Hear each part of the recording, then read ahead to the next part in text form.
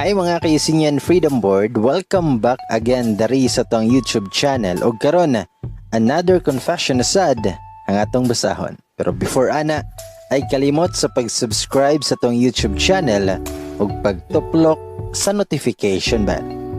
Og karon mga kaisinyan Freedom Board, ladies and boys, ako si Bay Gamay ug ako nang basahon ang confession karon.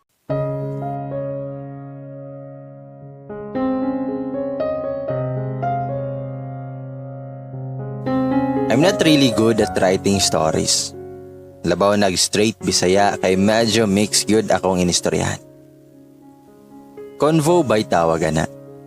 Kaya pasensya na if makalibo gamay. Just call me L. I'm not from UC but my friend was. Manong familiar ko ani nga page. I don't know nga nung gisend pa na ako dari akong story. Siguro way lang na ako ni para magawas akong gibate. I have a sister nga 10 months ra among age gap. Mo nang mag-classmate kid mi sige. Katong 6 years old pa ko, wala may gaipon og puyo sa akong sister nga si Eve. Kay si mami na promote dayon na assign sa province while si daddy na ara sa syudad. Since malonely man si mami, niya na siya nga ako mo'y dalon niya sa province. Tig-ulian naman pod si mama sa weekends para mo visit nilang daddy og Eve. Mo nang okay ra ni daddy kay kasabot siya nga for work purposes naman pod. And besides, 3 hours naman pod ang biyahe by car. While go-work si mami, narapoy gabantay na ako nga yaya. Then one time, nigawas ko sa among apartment sa province. Kuyog sa kong yaya while go-work si mami. Nako'y nabantayan nga bata nga laki. Silingan ito namo. Akong tawag niya kay Junjun. Yagit yun kayo siya para nako pero since siya ray bata ang kailan ako dito, kami rayo'y sigig dula after ato. One day, gailog may atog staff toy kay lagi daw iyaha to bisag ako abi ato. Nagilagot kay siya. Iyaha kong gilabay og bato sa agtang baling dugo sa kong ulo ato eh. Sakit yun kaayo, bali na akong iyak. Moro dito ako hinumduman. Kaya hinumduman pod ko nga giistorya ni mami ang parents ni Junjun agi ato.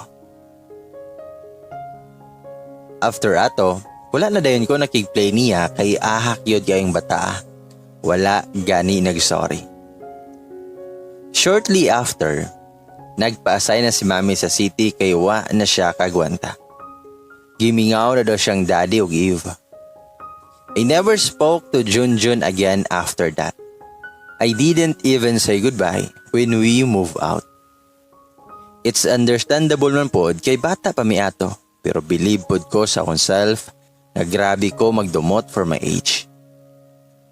I live with Eve again and since elementary, classmate ra gyud mi sige. I noticed some subtle change between us sa high school. People began comparing us. Ison yun na sila. Lahir aligi silang batasan. Mas sexy paligi si Eve. Si Elno kay bright pero hilumon layo ora kayo kang Eve. Sa mukha yun kay ko kung makadungog og mga ingana. And to be honest, para nako pareho ra jud mig naong ni Eve. Maalaan gani mig twins kay ka-height ramidayon. Same pod mig shape sa face. Dayon pution pero mas manotice si Eva kay nice siya kilay. I guess murag kang Andrea Brillantes ang pagkabaga. Ang sige siya perform sa stage sa school kay dancer biya siya. And stylish yun kaya siya. Ako kay I guess pang manang kay kumudras. Eve was very popular. I had my own charms too. I often participated in quiz bees pero I guess puro ra academic akong gipangapilan. I guess I'm quite shallow for getting a bit jealous pero I never let it get between us. First year to second year, classmates me. She always asked help from me especially sa math but helpful ra pod siya nga sister kay tabangan ko niya og design sa akong mga projects. Daghan na yun ang uyab ni Eve since first year. Pero wala siya gisugot kay taas siya standards. Daghang mga lalaki nga niduol nako para mangayog tips para maklose ni Eve, pero as always, wala yun ko'y gitabangan. Luyan ako, huwag ganahan. Bitaw, okay ra nako. Wala man po ko nang itaguyap. Goal biya nako nga ma-valedictorian. Lisod kayo if madistract ka. Fast forward, 3rd year na mi. Wala namin nag-classmate ni Eve kay dili na siya first section na kay agi sigurog practice sa dance troupe na affect iyang grades. Nag-goal kay ko pero wala ko mabuhat. At least makita ra gihapon mi sa balay. First day of school na i-transferees tulo ka buhok. Ang ICU sa tanan kay naato ni Jonathan. Hi, I'm Jonathan. I came from a high school sa province. You can call me Nathan. Muna yung introduction. Halata ra kayo nga ganahan ng mga girls niya kay tall, fair, and handsome siya. Hawad sad mo in English? Tas po siya gilong. Ang reason daw nga nung nibalin siya kay gitagaan siya scholarship sa school kay anad man siya modulag basketball. After ato kay kami tanan gya introduce me sa myself kay first day of school pag yun mo nang walay tarong nga klase. Ang gatong nag-introduce akong self kay natingala ko balig tutok ni Nathan ako. After nilingkod ko kay wala na dayon ko kabantay ni Nathan kay sa likod siya nako naglingkod. Na-resist na to dayon akong gipangita si Eve pero wala gyud nako siya nakitaan sa kantin. Siguro wala siya plano mag-snack. Busy siguro chika sa iyang mga new classmates. Naglinya ko sa kantin para mo palit og snack. Nagpalit ko buko juice ug bread dayon nabanggaan ako si Nathan. I know nga cliche kayo pero wala nayabo og naay taklog. Nagsorry si Nathan ako bisag ako biyang sala kay gidali ko. Then nagsorry pud ko.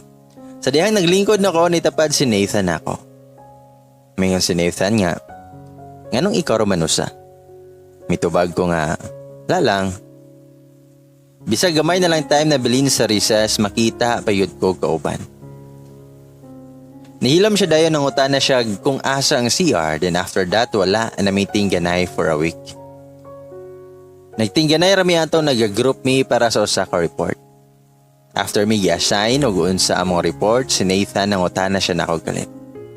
Nang utana siya kung nakapuyo bako sa usa ka lugar sa una. Mitubag ko nga, hala, kabalo ligi ka. Nisiga iyang mata. Mingon si Nathan nga, nalagi ba? Ikaw lagi to akong gilabay bato sa una? Mintubag ko nga, Junjun? Dayon ni katawa si Nathan. Mingon si Nathan nga, sa una raman ako na nga nickname. Tawaga lagi kog Nathan.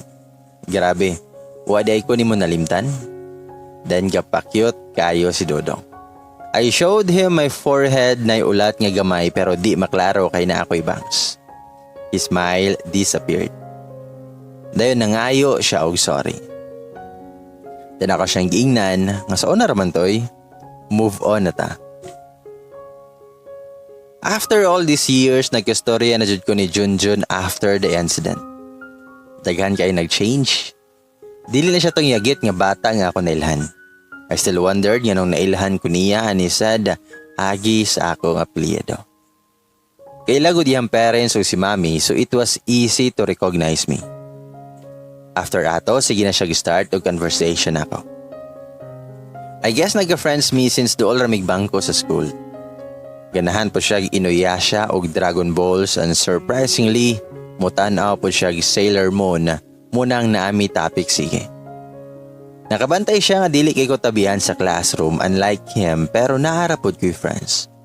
Dili na yun ko pareho niya og ni Eve nga bisag kinsa ra istoryahon.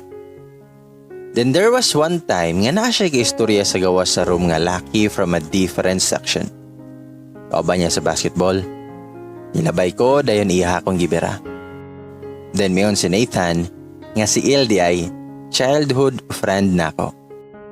Then mayon yung friend niya. Kailaman ko niya, isoon man silang Eve. First honor man na siya last year. Hi Il. Then mitubag sad kog hi. I was very uncomfortable.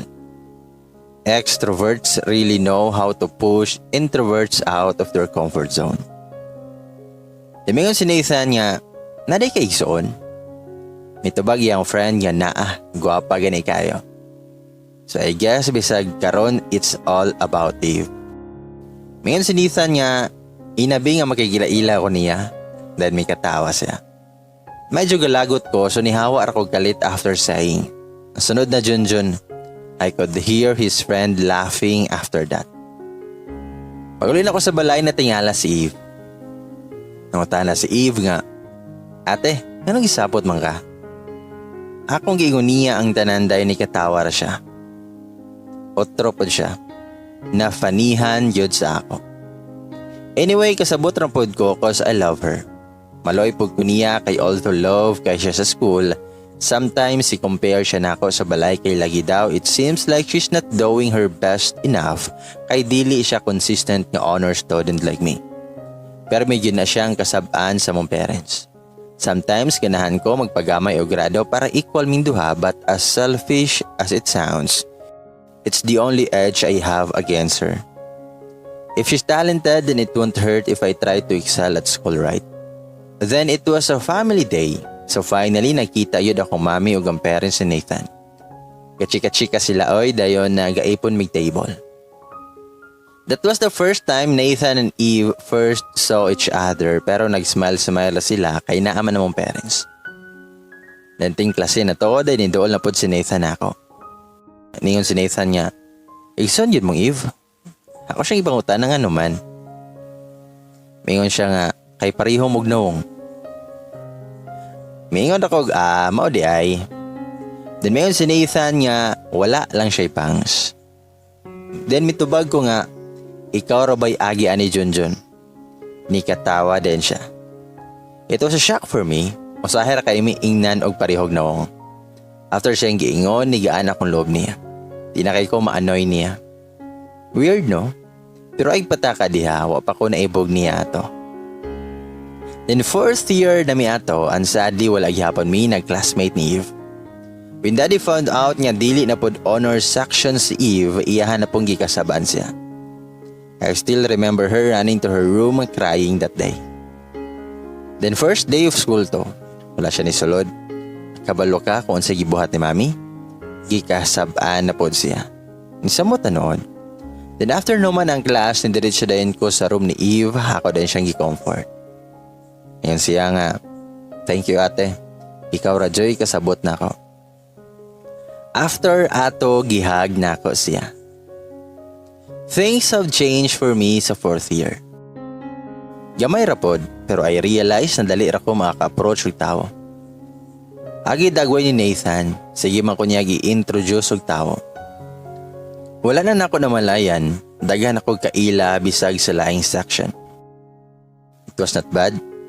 The feeling was new but it felt like my insecurities were gone. Sige po ko niyag surahon about my forehead bisag siya may salato. Annoying pero I never held it against him. Every time na occasion sa balay like fiesta, present yun ang family ni Nathan o siya sa mga balay.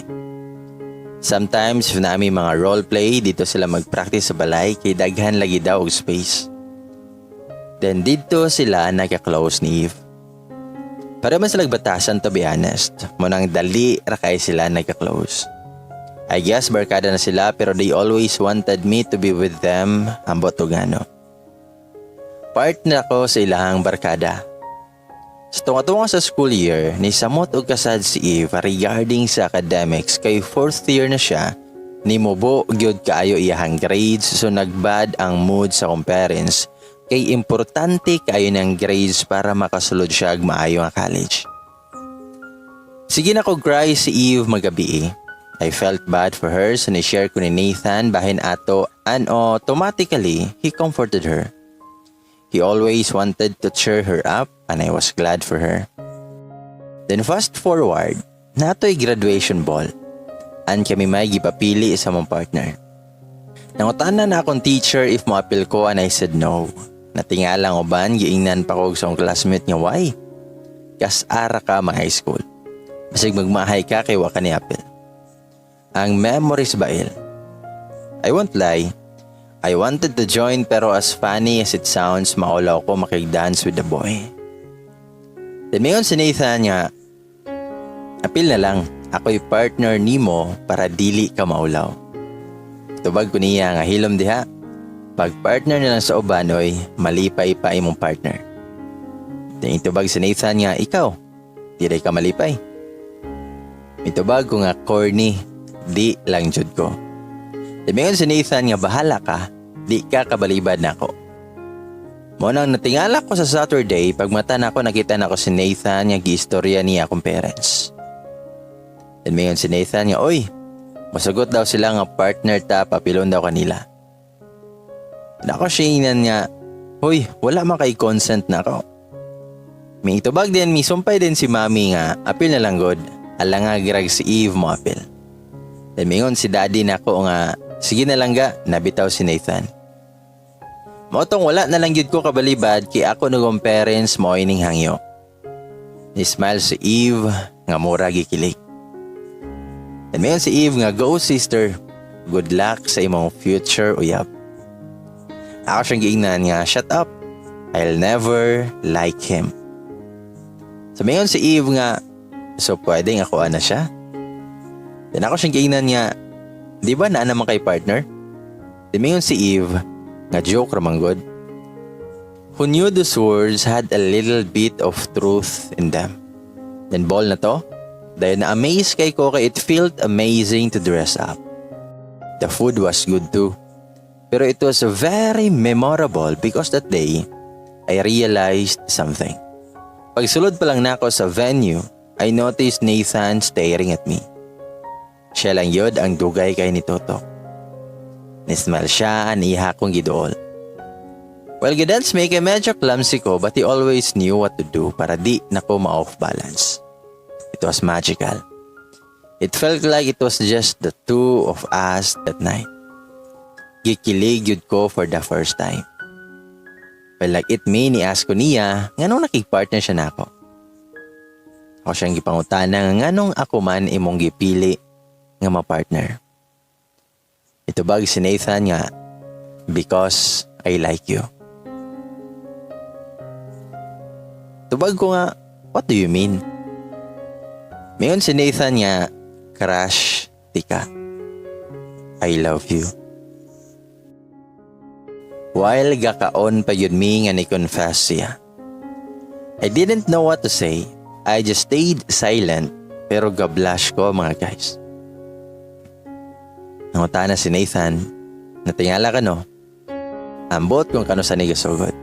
Maybe katong gibono tika. Mitubag ra kog buing. Then misumpay si Nathan nga, I just noticed you are very hardworking and very considerate ka. Labaw na si my sister. You're beautiful but you didn't seem to believe that. Although saputon ka na ako, I know nga butan ka and that's why I like you a lot. I was very flattered but at the same time di ko katuo. Muna ako siyang giingnan nga di ko kabalon sa istorya. Then may katawa si Nathan og miingon nga crush ramang good wa man ko nung uyab nimo pagka-college na. Then ako siyang giingnan nga buing ikis ka sa ako. Bisag joke ra to mura siyang nalain. He just left the table and I followed him. Ako siyang giingnan nga wait, it's not that I don't like you. Just give me some time to think. Then he smiled si Nathan. Then mingon siya nga, effective ba akong acting? Sunod lagi ka. I got so embarrassed, so ako siyang gisagpa. Di rapod ko sog, I think. Then ako siyang giingnan nga sorry, wala na ako ituyo. And again, he just laughed and hugged me really tight. Daghang nakitaan after sa ball, daghang dayo nangutana if uyab me. Nangutana pod si Eve pero I denied everything, saying he was just my friend. Then the next day, I was looking for my book that Eve borrowed from me sa iyang kwarto. Na-curious ko kikita og notebook nga pina-flower kayong cover. Pag-open ako, diary man day niya. At first, di dyan ako ganahan basahon pero naa akong pangalan so akong gibasa na I found out nga in love siya ni Nathan. First love pagyod og ang dream biya niya kay makasal sa iyang first love. Mo nang careful kay siyang mamili guyab. She cried when she saw him hugging me. Ang part nga pinakadi na ko malimtan. Kay Il always had everything that I lacked. OMG. Same thesis to be honest pero nag-goal ko. I guess we were jealous of each other. Dili na siya katong very cheerful nga sister nako during the time. Pero it was always a different story if kauban niya si Nathan. I guess it's because he was always there whenever my sister was sad. Magtawganay guna sila sa phone sige. Kaya dili big mystery nako. Tig-text ra si Nathan nako kay di ko kaayo motubag sa iyang mga calls. Ever since that night sa ball, sige nag-visit si Nathan sa balay. Murag nang uyab. Pero ana siya, it's his way of showing me that he's really in love with me. He wants me to fall in love with him daw kay gunaw na siya nga I don't like him at all. Of course I did. Siguro dugay na ko nga na in love niya pero na-realize lang na ako atong grad ball. We often went out to eat. I often told him dili to date. Ako ra siyang gikuyugan kay friends me. Then shortly, I found out na nakapasar ko sa usa ka big nga university sa Manila. Pero kadaduha ko if dayon nako kay nagplano bi amin tulo ni Nathan ug Eve nga mag-USC me but nagkadugay ang days na realize ko nga if I stay longer with Nathan, di na gyud nako siya kayang buhian. I know nga Eve loves him. I didn't want to take her first love away from her so I decided nga mudayon ko. At first wala nalipay si Nathan. Pero supportive kayo kong parents sa akong decision. I left without saying goodbye to Nathan. And I never responded to his calls. I keep crying sa airport because I didn't really want to leave him. He promised biya nga pongyaban ko niya agtarong sa college but wala yun na ako siya gihulat. Bago pa ko sa university kay sige pag-text o call si Nathan ako but I never answered. Natingala na lang ko sa sim break kay naa siya sa gawa sa dorm. We talked for a while but I still pushed him away by saying, nga you deserve better. Kabalo na ko nga walay chance nga makita. So go home, please. He just replied nga, I understand. Nag-effort siya apas na ako pero ako rin gibaliwala. I know grabe ko ka-cruel pero I know I don't deserve to be happy if ang kapalit kay mag-uol akong sister. He was still kind enough to hug me before leaving pero after that wala na siya ni contact na ako. There were some nights nga muya ko kay medyo nagmahay ko pero ako maning tinuyuan. Pagka fourth year na ako, my sister called me. It turns out that they are dating now. I left Nathan with no assurance that he'd end up with Eve so I got really surprised when I heard the news. Na-feel yun na ako ang sakit sa kundugan kaya I knew I still had feelings for Nathan. But still, I congratulated my sister. Without my presence, mas nagka-close sila. They were there for each other. It's only fitting that sila ang magkadayon. Meanwhile, I was the coward who left without allowing anyone to know my true feelings. I was sad, but I was still happy for her because I knew she was in the right hands.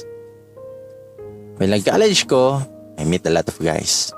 Handsome guys, kind guys, funny guys. But none of them were like Nathan. 4 years later, he proposed to her. Nan ako sa Manila nag-work while sila naa somewhere in Visayas. Wala pa exact date silang kasal agi sa COVID but I know they are both happy now. Maybe mura ko bulok because I pushed someone who truly loved me away. but I'll always treasure the beautiful memories he gave me. I will forever be grateful nga niapil ko sa graduation ball. I have many regrets in life.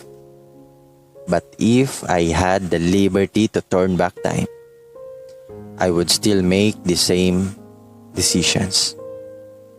Because my love for my sister is greater than my love for Nathan. Ladies and boys, mga listeners, mao kana ang confession ni Il nga the man I love is engaged to my sister.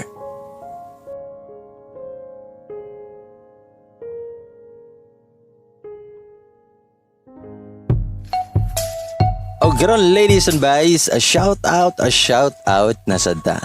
Diba usahay jud bad trip jud kayo nga usahay kinahanglan nato nga i-let go ang tao nga love kay nato kay dili ta gusto nga makapasakit og laing tao. Mas okay pa usahay nga kita nalay masakitan kaysa patong tao nga love kayo nato ang masakitan. Guys, shout out na lang kay Apple Mendeza. Hi bye, nice kagtingog. Salamat kang Jonaline Somboroyo. Malingaw jud ko ug makasabot jud ko sa confession bay. God bless you bay gamay. Hi, salamat. Also shout out pod kang Gingging Dilapina. Nice kay kag boses bay pag uyab pati ka sige ti kag pastoryahon. Sana all. Naiuyab. Danieline Absade, OMG, grabe ka na sa tingong makawalag stress bay. Amping kanunay bay. God bless bay. Hi kang Gladys Lambikit. Hello bay gamay, good evening. Nindot ikag tingog, always ko nga maminaw sa imuhang basahon Hi bay gamay, ingon si Mark Flores. Hi. Nesher, hi to you there. Jovelyn Contapay, hi. Also pod kang Ira Flores. Hi bay gamay, nice kimong voice. Halos family nako ang tagpaminaw na sa diri. God bless po. God bless po ni Era Flores ug sa imuhang family.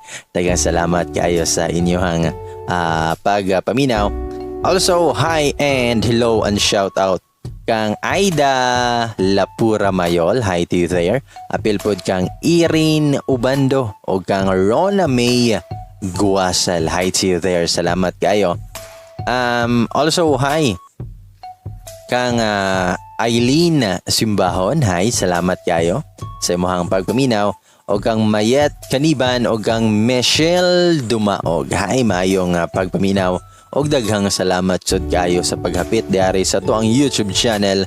O also ato po ni i-shout out silang Narcibelia Suminggid. Pa-shout out by gamay idol jud kayo nako ni imuhang mga hugot-hugot o mga confession. Keep safe always. Keep safe pod Narcibelia. Amping kanunay. Hi kang Marjorie Ortega. You really made me cry, Sander. Kanang ganing dili kamaoy pero upon listening to your story, ka. Kang Luzville Ampusta, pa-shoutout by gamay. Thank you so much po. God bless you always and keep safe bye. Also pod kang Clarine Villajos, pa-shoutout mi nilang Lia Ilona og El Nabay na always gapaminaw nimo kay ganahan jud mi sa mong tingog from Escalante City. Hi! Also po hi kang Taho Mila. Salamat sa mohang pagpaminaw. And hi kang Norbeta Tampus. Hi bye, pwede mo request. Pwede pakibasa ang The Dinner Part 1 to Part 5. Yup. Ako na siyang basahon na. Ako na siyang i-post, i-upload dari sa to ang YouTube channel. Ay katan, hi. Sakita yun o gingani nga sitwasyon. I feel you ate. Maong kwaon, wa na kayo salig sa laki. Hi to Aika, salamat. Aida Lapura Mayol, sakita oy. Kang Anrose Libradilia, shout out by, hi to you there. O kang, ay manani sila tanan. Alright, sa mga gusto nga magpa-shout out, i-comment lang na siya down below down. O syempre ay kalimot sa pag-subscribe o pag tuplok sa notification bell ay sayop. Ay kalimot og syempre ay kalimot sa pag-subscribe sa tong YouTube channel o pagtuklok sa notification bell aron updated mo kanunay sa mga kanunay nga naminaw o kanunay nga maminaw pa jud sa to ang mga confession diari sa tong channel. Daghang salamat kayo niyong tanan. Ako si Bay Gamay. Hangtod sa sunod higayon ako maingon og amping permi amping kanunay. Ma